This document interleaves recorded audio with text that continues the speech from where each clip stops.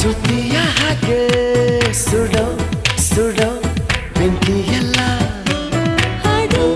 ಒಂದು ಭುವಿಯ ಹಾಗೆ ನಿರಂತರ